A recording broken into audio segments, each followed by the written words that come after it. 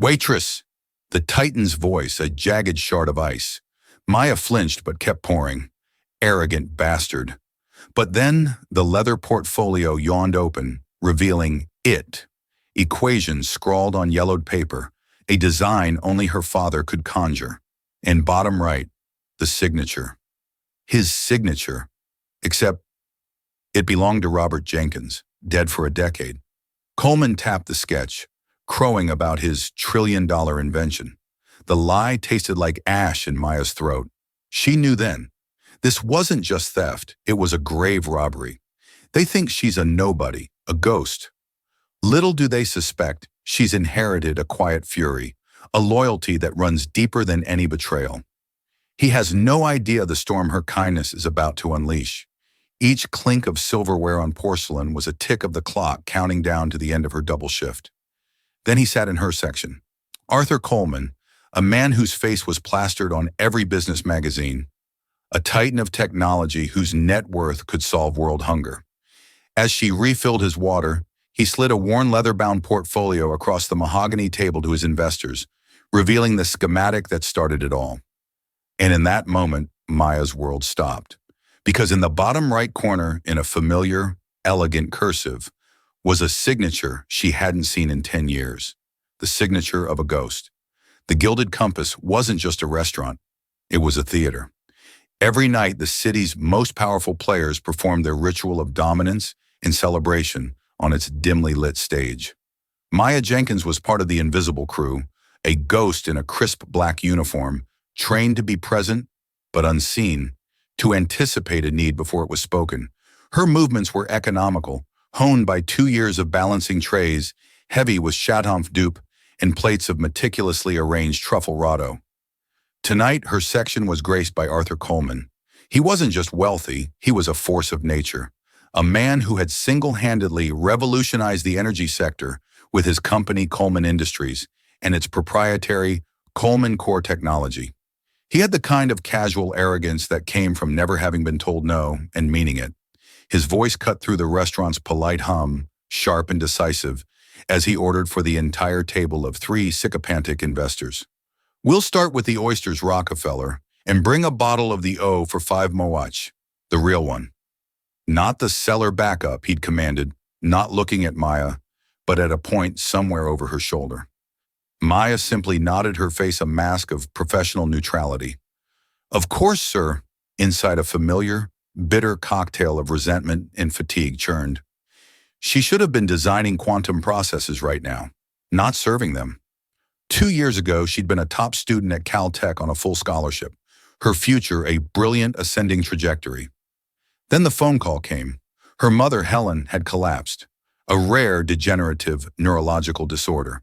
The scholarship covered tuition, not the mountain of medical bills and the cost of round-the-clock care. So Maya had dropped out, trading a world of theoretical physics for the tangible reality of rent payments and prescription costs. She moved back home, took the best-paying job she could find without a degree, and watched her dreams recede in the rearview mirror. Her life was now a loop, the pre-dawn quiet of her small apartment, checking on her sleeping mother, the long bus ride to the restaurant, the exhausting dance of service, the late-night ride home, and the quiet hours studying her father's old textbooks, trying to keep the fire in her mind from flickering out. Her father, Robert Jenkins, the gaping hole in her life. He was a brilliant physicist, a man who saw the universe in patterns and equations. He used to fill napkins with designs for perpetual motion machines and explain stellar nucleosynthesis to her as a bedtime story. 10 years ago, when she was 12, he had simply vanished. One day he was there excitedly telling her he was on the verge of a breakthrough, a new way to harness plasma energy that would change everything. The next he was gone. The police found his car abandoned near the cliffs by the old lighthouse. A note was found, but it was vague, speaking of failure and pressure.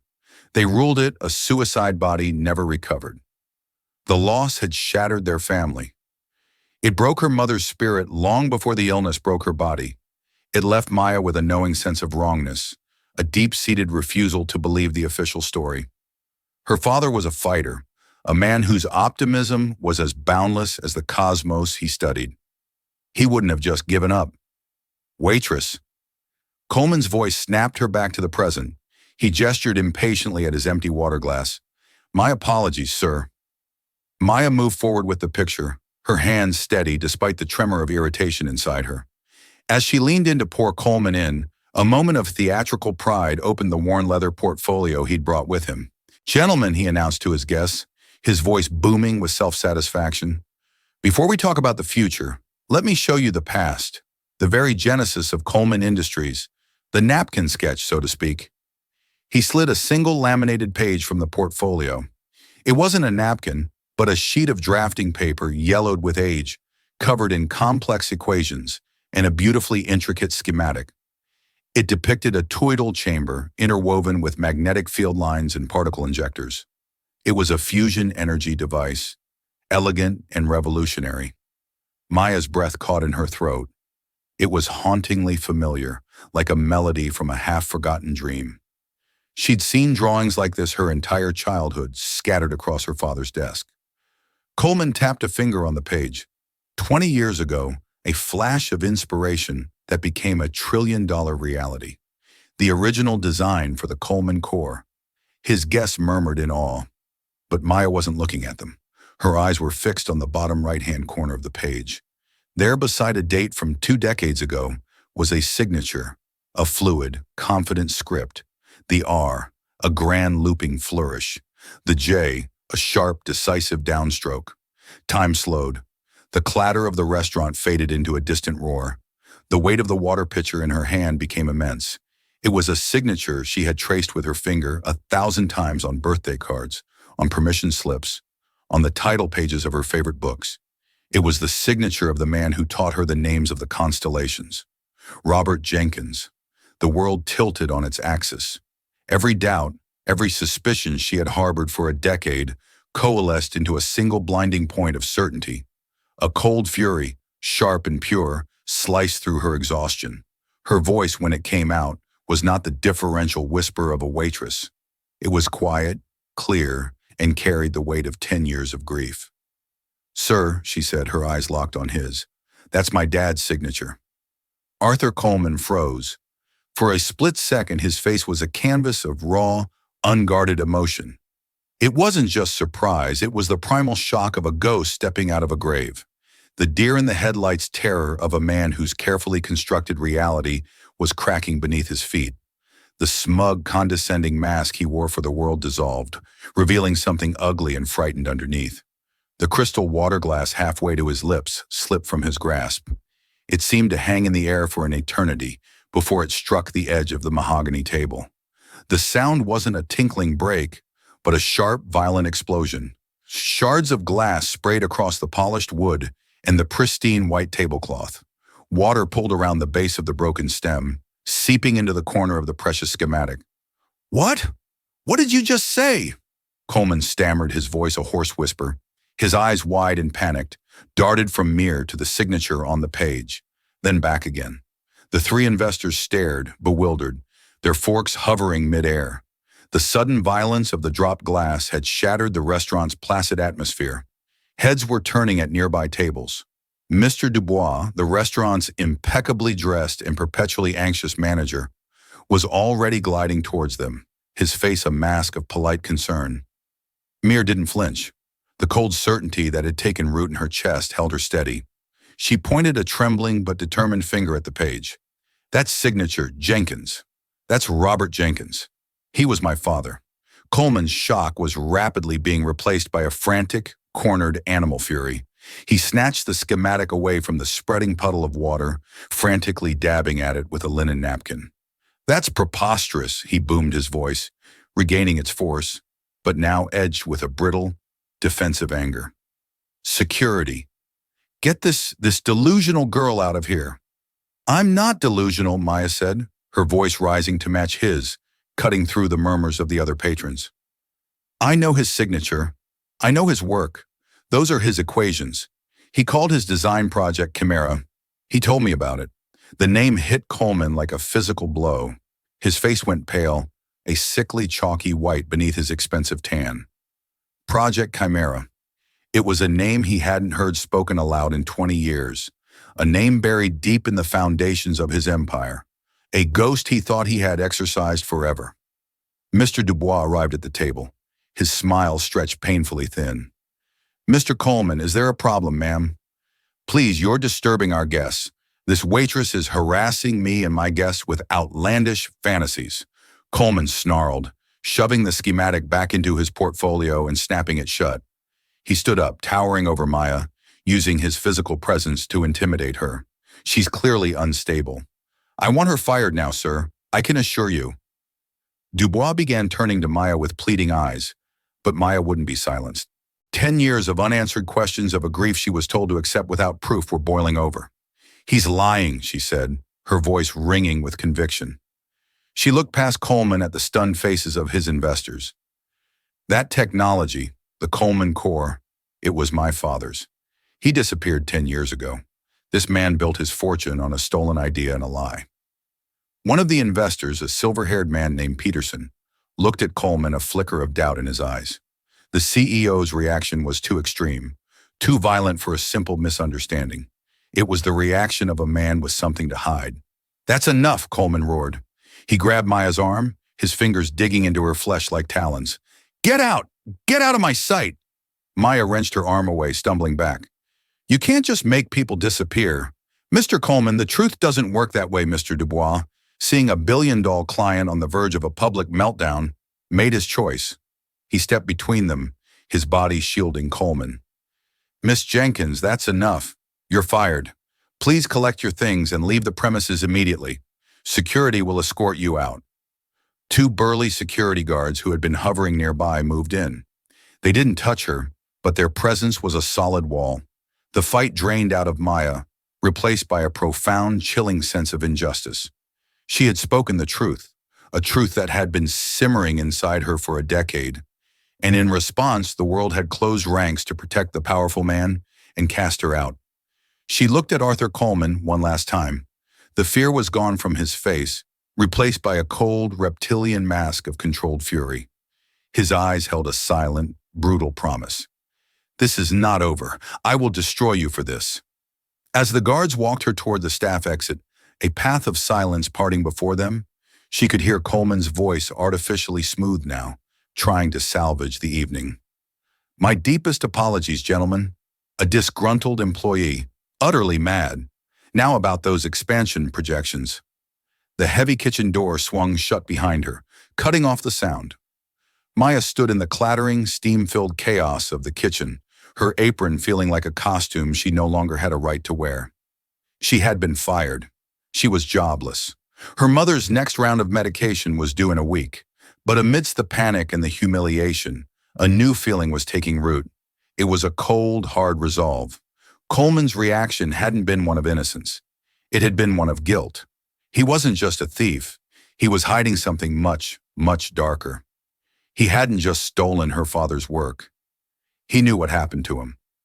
Maya Jenkins, the poor waitress, was gone. In her place stood the daughter of Robert Jenkins, and she had just found her life's new mission to uncover the truth, no matter the cost. Her father hadn't just vanished. He had been erased, and she was going to write him back into existence. The termination was swift and brutal. Mr. Dubois handed her a small box containing her locker contents and her final paycheck, his face a stony mask of disapproval. He made it clear that she would receive no severance, no reference, and that if she ever set foot on the property again, she would be arrested for trespassing. The message was clear. Arthur Coleman's influence extended far beyond the walls of his corporation. The bus ride home was a blur of streetlights and shame. The weight of her new reality pressed down on her. No job, a sick mother, a powerful enemy. It was an impossible situation. When she finally crept into her small apartment, the only sound was the gentle, rhythmic breathing of her mother sleeping in the next room. The sight of Helen, so frail and vulnerable, sent a fresh wave of panic through her. What had she done? She had traded their fragile stability for a moment of righteous anger. She sank onto the worn sofa, her head in her hands. The scene in the restaurant replayed in her mind.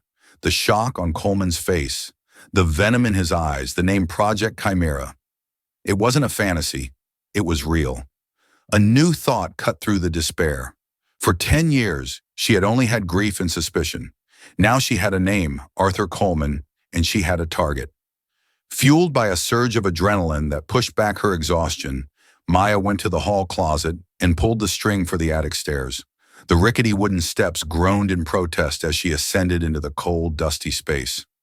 The attic was a mausoleum of their former life, filled with boxes of things Helen couldn't bear to part with after Robert disappeared. It smelled of old paper cedar and forgotten memories.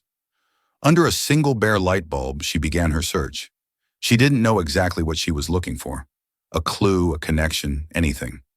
She sifted through boxes of old holiday decorations, her childhood report cards and stacks of photographs. And then she found it, a heavy-duty cardboard box labeled simply RJ Work. Her heart hammered against her ribs. She sliced through the brittle packing tape with a utility knife and lifted the flap. Inside were dozens of notebooks, the spiral-bound kind you buy at a university bookstore. They were filled with her father's dense, intricate handwriting, page after page of equations, theories, and diagrams. It was his life's work. She spent the next few hours on the dusty floor, a lone archaeologist unearthing a lost civilization. She found early drafts of the schematics she had seen tonight with notes in the margins. One read, "A thinks the containment field is too unstable. I know I can solve it. A.C. Arthur Coleman." Deeper in the box, she found a manila folder. Inside were not schematics, but photographs. Her breath hitched. There was her father, 20 years younger, grinning, his arms slung around a much younger, thinner Arthur Coleman. They were standing outside a drab building, a sign behind them reading Northwood Applied Sciences. They looked like friends, partners. Coleman wasn't just a corporate shark who had stumbled upon her father's work. They had known each other. They had worked together. This betrayal was deeper, more personal than she could have imagined. She kept digging. At the very bottom of the box, tucked into a sleeve at the back of a thick binder, was a single sheet of paper. It was a carbon copy of a legal document, a partnership dissolution agreement between Robert Jenkins and Arthur Coleman for a company called Helios Innovations. It was dated just 3 weeks before her father disappeared. According to the dense legal text, Robert Jenkins was relinquishing all claims to their shared intellectual property, specifically something referred to as Project Chimera, in exchange for a paltry sum. The document stated that the dissolution was due to Mr. Jenkins's increasingly erratic behavior and professional misconduct. The most chilling part was the signature at the bottom. It was her father's name, but the signature was wrong. It was a crude, clumsy forgery. The elegant looping R was cramped. The sharp J was hesitant and shaky. It looked nothing like the confident signature on the schematic Coleman had shown off, and nothing like the thousands of examples she had in the notebooks around her. This was it, the smoking gun. Coleman hadn't just stolen the idea. He had fabricated a legal document to cover his tracks. He had engineered a coup painting her father as unstable to discredit him and seize control of their life's work. A cold dread washed over her.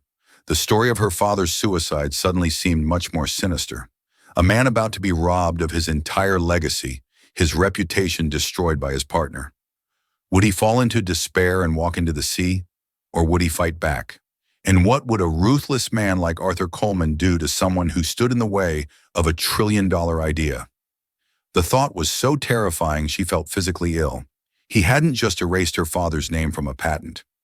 He had erased her father. Maya carefully gathered the forged document, the photograph, and one of the notebooks containing the earliest Project Chimera designs. The dust of the attic no longer felt like the dust of the dead. It felt like gunpowder. She had been a victim for 10 years, adrift in a sea of grief. Now she had evidence. She had a direction, and she had an enemy. Descending from the attic as the first gray light of dawn broke through the living room window, Maya felt a profound shift within herself. The fear was still there, a cold knot in her stomach. But it was overshadowed by a fierce, burning resolve. She was no longer just fighting for the memory of her father. She was fighting for his life. She had to prove he didn't sign that paper, that he didn't kill himself. She had to find out what really happened 10 years ago, and she knew she couldn't do it alone. Maya knew her next step couldn't be the police, a forged document from 10 years ago, and the word of a fired waitress against a beloved billionaire. They would dismiss her before she even finished her story. She needed someone who already knew how to fight giants, someone who wasn't afraid of Arthur Coleman. She spent the day at the public library using their computers to dig into Coleman's past. She searched for articles, lawsuits, and any hint of controversy connected to him or Coleman Industries. For a man of his stature, his public record was suspiciously clean. But as she dug deeper into archived news sites from 5 or 6 years ago, she found a name: Ben Carter. Ben Carter had been an investigative journalist for the New York Chronicle, a rising star known for his tenacious and unflinching exposés on corporate malfeasance. And 6 years ago, he had set his sights on Arthur Coleman. He published a series of articles hinting at irregularities in the founding of Coleman Industries, questioning the timeline of the Coleman cause development, and citing anonymous sources who spoke of a shadow partner who had been forced out. The blowback had been immediate and catastrophic. Coleman Industries sued Carter and the Chronicle for defamation, launching a ruthless smear campaign that painted Carter as a reckless fabulist. His anonymous sources recanted, likely under duress or with a hefty payout. The Chronicle, facing a legal battle that could bankrupt them, buckled. They settled out of court, fired Ben Carter, and issued a full retraction of his articles. Carter was professionally ruined. He had been untouchable, and then he was a pariah. Mir found his current whereabouts through a fringe tech blog he now ran from his apartment. It was a shadow of his former work, a cynical, rambling platform where he railed against the tech giants who had cast him out. He was a wounded lion, still roaring, but from the confines of a cage. He was perfect. She found his address in a gritty industrial part of the city. His apartment building was a walk-up with peeling paint and the lingering smell of damp concrete. She knocked on the door of apartment 4B, her heart pounding. The man who answered was not what she expected. He was younger than his photo suggested, maybe in his late 30s, with tired eyes that held a spark of weary intelligence. His hair was unkempt. He needed a shave, and his t-shirt was stained with what looked like coffee. "Yeah," he asked, his voice growly. "Are you Ben Carter?" He leaned against the doorframe, his expression a mixture of suspicion and boredom. "Depends who's asking. If you're selling something, I'm not buying. If you're serving papers, just leave them on the mat." "My name is Maya Jenkins," she said, holding her tote bag tighter. "I read your articles about Arthur Coleman." His eyes narrowed. The boredom vanished, replaced by a flash of something sharp and painful. "Ancient history. I was wrong. The paper said so. The whole world said so. Now if you'll excuse me." He started to close the door. "Wait." Maya put her hand out, stopping the door. "You weren't wrong. You were right. You just didn't have the proof." He paused, studying her face. He saw not a fanatic or a crank, but a young woman with a desperate seriousness in her eyes. He sighed a sound of profound weariness and opened the door wider. "You've got 5 minutes, then I'm kicking you out." His apartment was a chaotic mess of books, stacked newspapers, and whiteboards covered in diagrams and scribbled notes, all connected with a web of red string. It was the lair of a man obsessed. In the center of it all was a massive board dedicated to Coleman Industries. "You're still investigating him?" Maya said, a statement, not a question. "Let's call it a hobby," Ben muttered, clearing a pile of magazines off a chair. "Like building ships in a bottle. Pointless, but it passes the time." "So what's your story? Did Coleman's new factory pollute your drinking water? Did his self-driving car run over your cat?" Maya ignored his cynicism. She walked to his Coleman-centric whiteboard and took out the items from her bag. First, she pinned up the photograph of her father and a young Arthur Coleman. Ben's eyes widened slightly. "Who's the other guy?" "My father." "Robert Jenkins," Maya said. Then she pinned the forged partnership dissolution agreement next to the photo. "And this is the document Coleman used to steal his work. Look at the signature." Ben leaned in, his journalistic instincts kicking in despite himself. He peered at the crude signature, then looked at Mia, and last night Mia continued, her voice steady. "Arthur Coleman was at the restaurant where I work. He was showing off the original schematic for the Coleman Core. It had my father's real signature on it. I called him out on it. He had me fired." Ben was silent for a long moment. He walked around the small apartment, rubbing the back of his neck. He picked up the photo, studying the faces of the two young men, so full of hope and ambition. He looked at the forged document, his trained eye seeing the tells of a fake, the inconsistent pressure, the hesitation in the strokes. He looked at the young woman standing in his living room, who had just risked everything to confront a titan. Project Chimera, he said softly, looking at his own whiteboard, where he had scrolled the name with a question mark next to it, a tidbit from one of the sources who had later recanted. Your father's name for it. Yes, Maya whispered. Ben finally looked at her, and for the first time the cynicism in his eyes was gone, replaced by the ghost of the crusading reporter he used to be. The fire wasn't out. It had just been banked, waiting for fuel. Kid, he said, his voice rough with emotion, do you have any idea what you've stumbled into? This isn't just about stolen credit. A man like Coleman doesn't build a trillion-dollar empire and leave loose ends if your father didn't sign that paper and then he conveniently disappears. I know, Maya, said her voice trembling slightly. I think he's alive. I think Coleman hid him somewhere. I don't believe he's dead. Ben stared at her, then at his board, at the web of lies and power he had been trying to untangle for 6 years.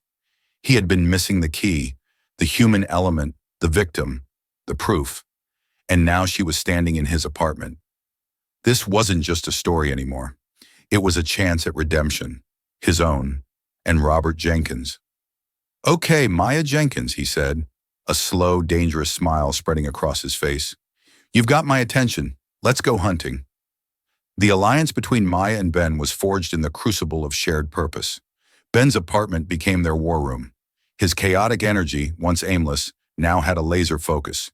He resurrected old contacts, dusted off interviewing techniques, and pored over the evidence Mia had brought with a hunger he hadn't felt in years. Maya in turn provided the crucial context, poring over her father's notebooks, deciphering his scientific shorthand and painting a picture of the brilliant, trusting man Arthur Coleman had betrayed. Their first lead was Northwood Applied Sciences, the company in the photograph. A few calls revealed it had been a small tech incubator that went bankrupt over 15 years ago. Most of its records were lost, but Ben's persistence paid off. He tracked down a name from an old staff directory, Walter Schmidt, a senior lab technician who had worked with both Jenkins and Coleman. Finding him wasn't easy. Walter Schmidt had fallen off the grid.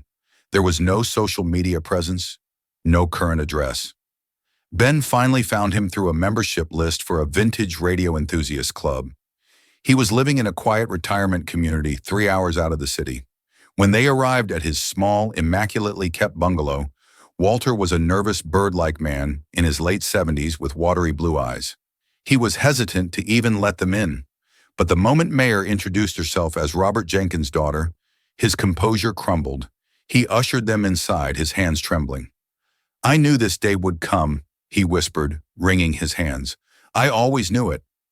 Sitting in his sun-drenched living room, surrounded by old ham radios, Walter Schmidt unburdened his conscience of a 20-year wait. Robert. He was a genius. Walter began, his voice thick with emotion. The rest of us were just chemists and engineers. He was a poet of physics. Arthur, on the other hand, was the salesman.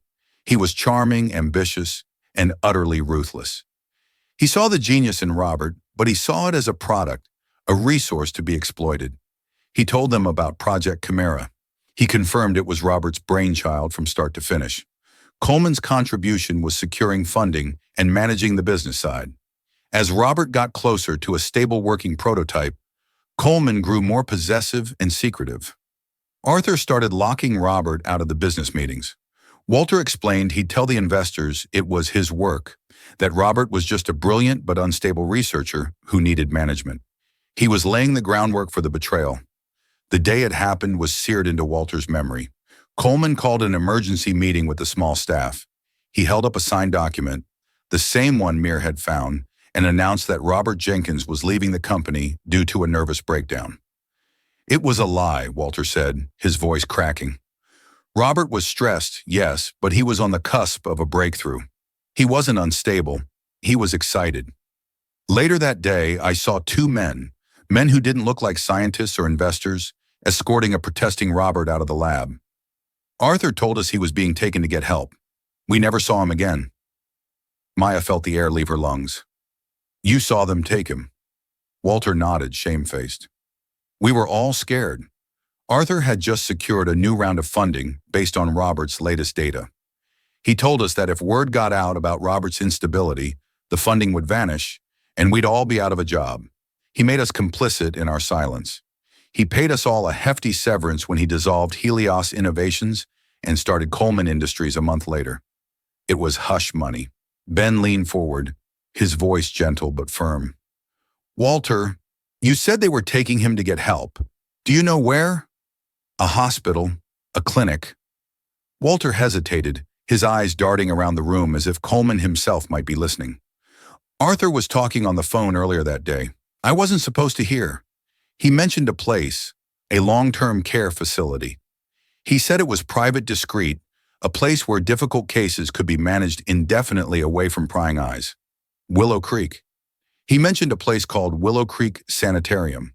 The name hung in the air, heavy and ominous. A sanitarium, not a hospital, a place for the forgotten. Is it still around? Maya asked, her voice a strange whisper. Ben was already typing furiously on his laptop.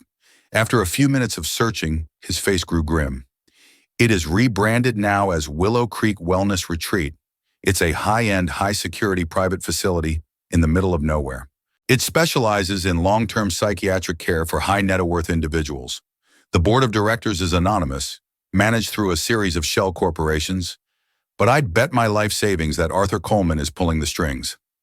Maya stood up, a storm of emotions raging inside her. Grief, fury, and a terrifying, fragile flicker of hope. Her father wasn't dead. He was a prisoner.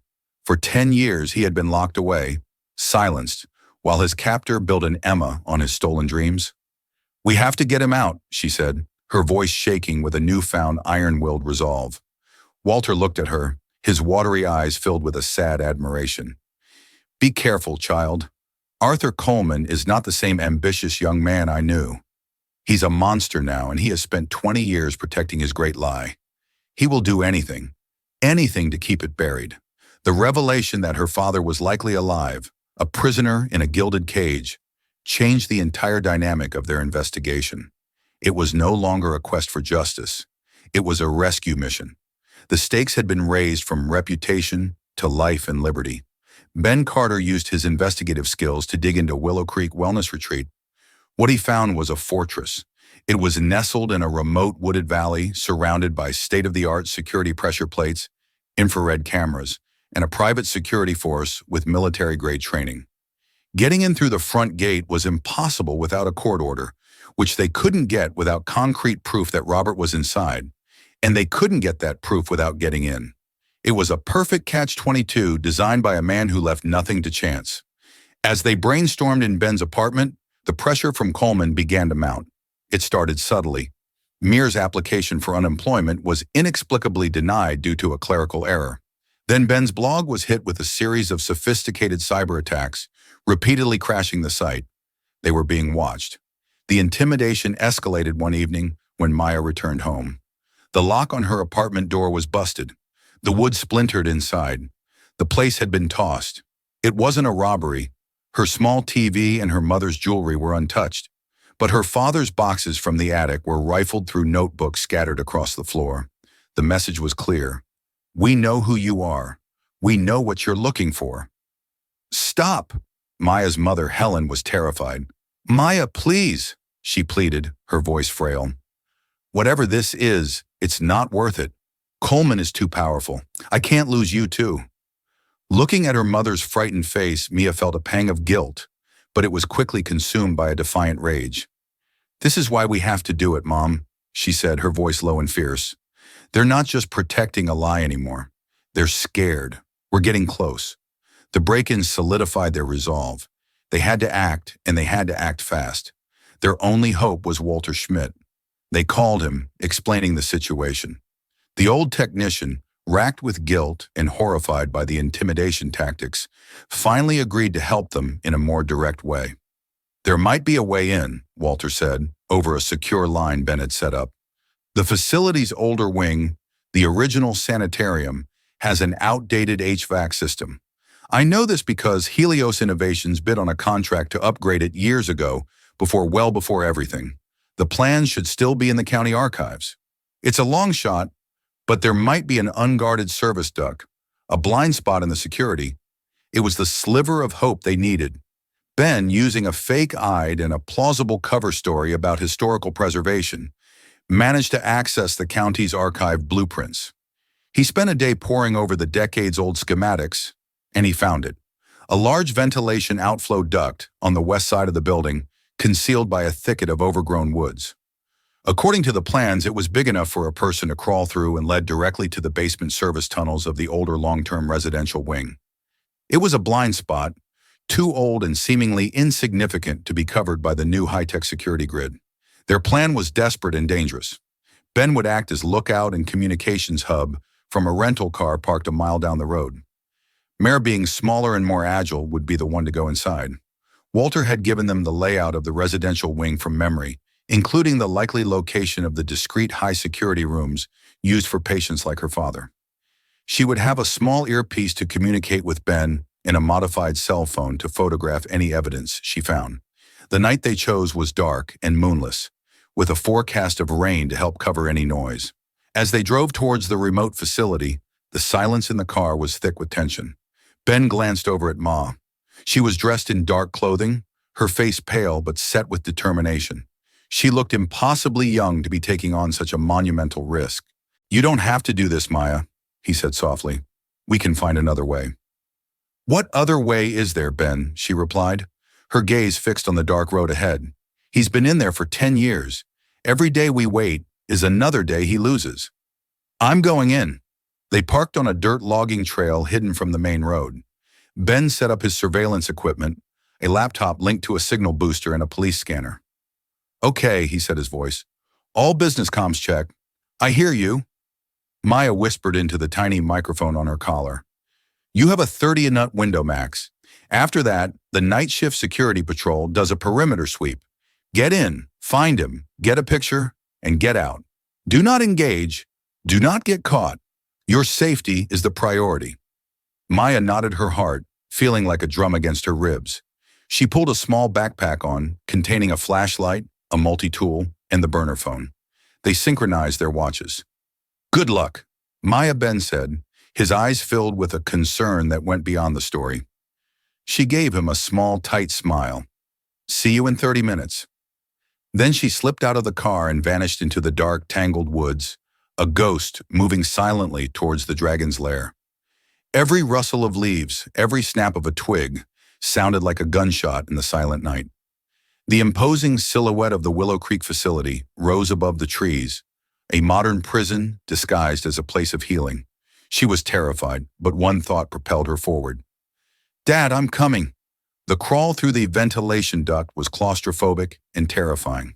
The cold, damp metal scraped against her clothes, and the darkness was absolute, broken only by the thin beam of her flashlight. Cobwebs brushed against her face, and the air was stale with the scent of decay and disinfectant. It felt like she was crawling into a tomb. After what seemed like an eternity, she saw a grate ahead. Using her multi-tool, she carefully undid the rusted bolts and lowered herself into the silent, cavernous basement of Willow Creek. The service tunnels were a labyrinth of pipes and conduits, dimly lit by caged emergency lights. A low hum. The sound of the building's life support vibrated through the concrete floor. "I'm in," she whispered into her mic. "Copy that." Ben's voice crackled in her ear. "According to the plans, you need to find maintenance stairway C. It will take you to the first floor of the West Wing. Be quiet. They have orderlies on patrol." Navigating by the faded stencils on the walls, Maya found the stairway. She ascended cautiously, her every sense on high alert. The air grew warmer, the smell of disinfectant stronger. She emerged into a hallway that was nothing like the grimy basement. Here, everything was sterile and eerily quiet. The floors were polished marble. The walls were a soothing shade of cream, and soft, indirect lighting gave the corridor a serene, dreamlike quality. It was a beautiful, silent prison. The doors to the rooms were heavy oak with no names, only numbers. Each had a small, reinforced glass window and a slot for food trays. "I'm in the West Wing," she breathed. "It's quiet. Too quiet. That's the high security ward. Ben said patients here are kept isolated. Walter said they're often heavily sedated. Start checking the rooms. You have 20 minutes left. Heart pounding. Maya began her grim task, moving from door to door, peering through the small windows. In the first room, an elderly woman sat staring at a blank television screen. In the next, a man was sleeping fitfully, muttering in his sleep. Each room held a person lost to the world their fortunes, paying for them to be kept out of sight and out of mind. Then she reached room 113. She peered through the glass and her world stopped.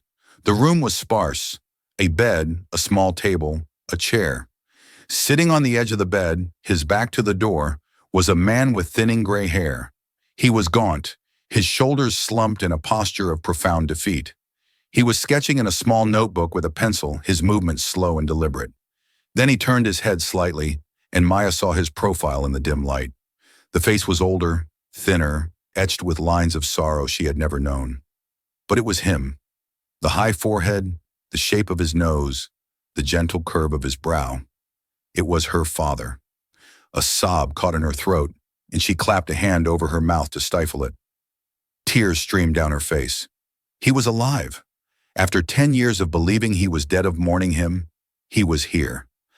"Ben," she whispered, her voice choked with emotion. "I found him.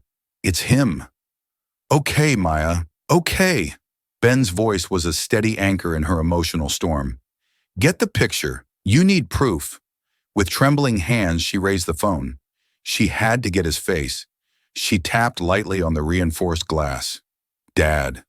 The sound was barely audible, but in the profound silence of the hall, it was enough. Robert Jenkins flinched.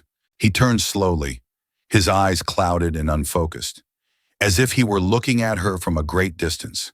There was a flicker of confusion, a ghost of recognition, but it was buried under a decade of medication and isolation.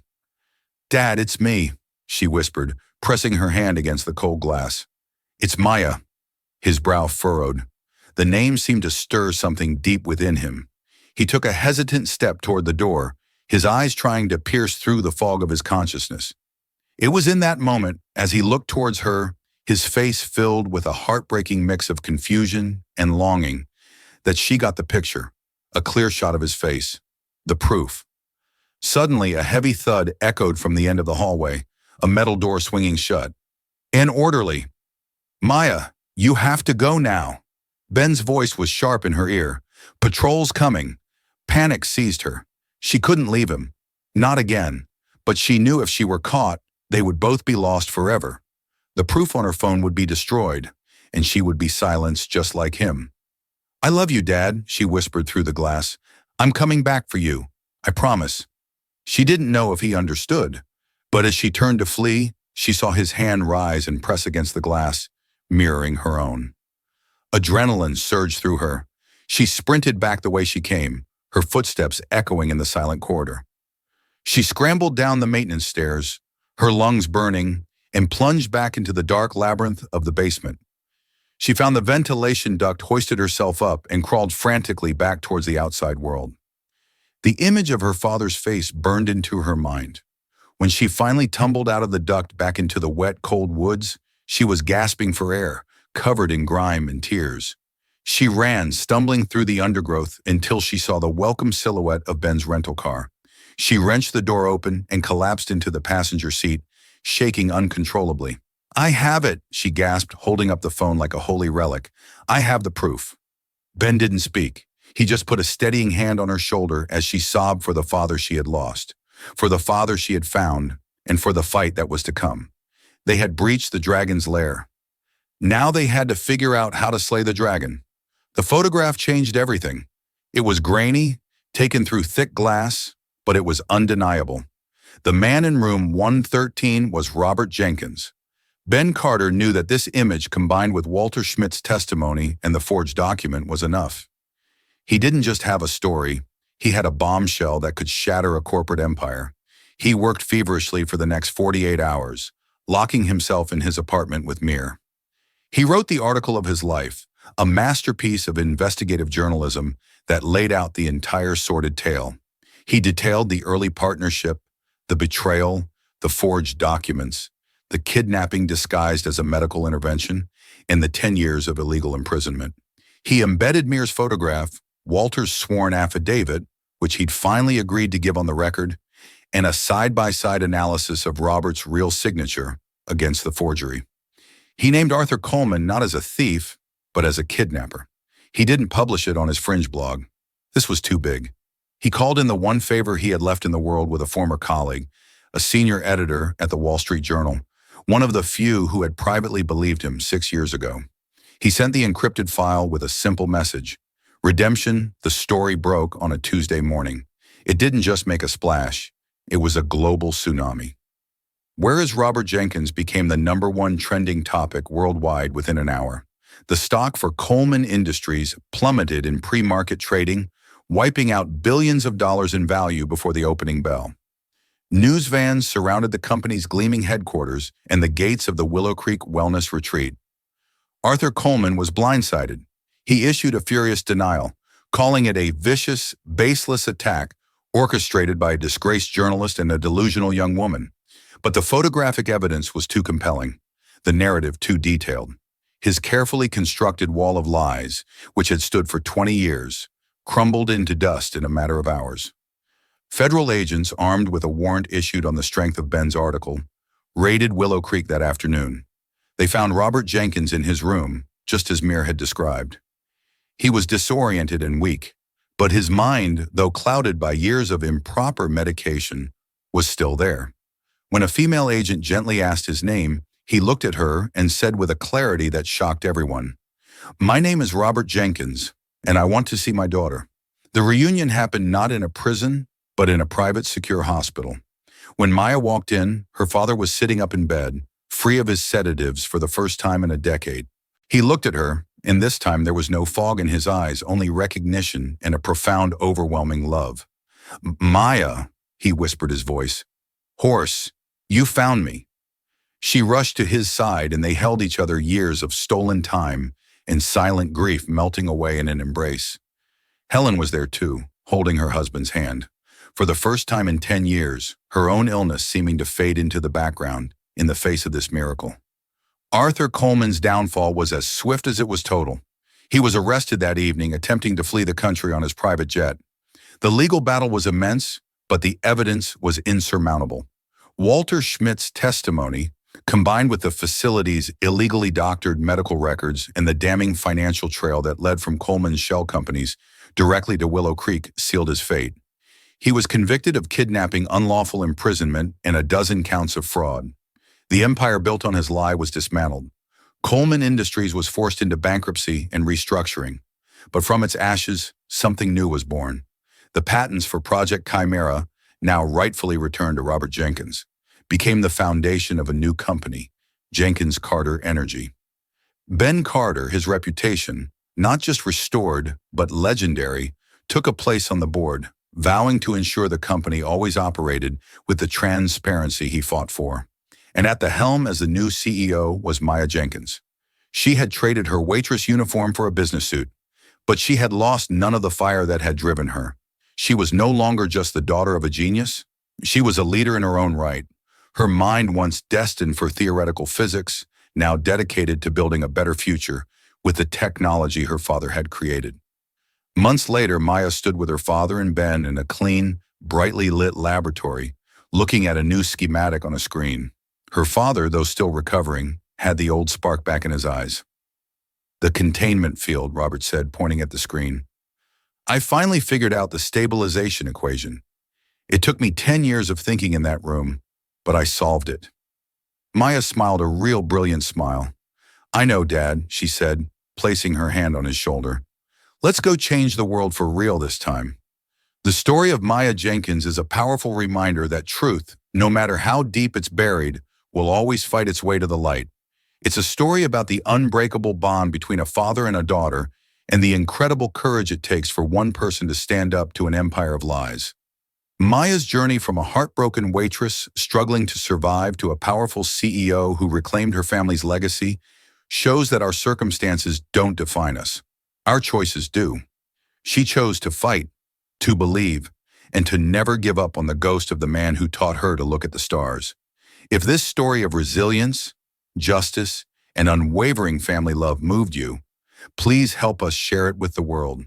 Click the like button, share this video with your friends and family, and don't forget to subscribe to our channel for more real-life stories that will inspire and captivate you. Your support helps us continue to tell stories that matter.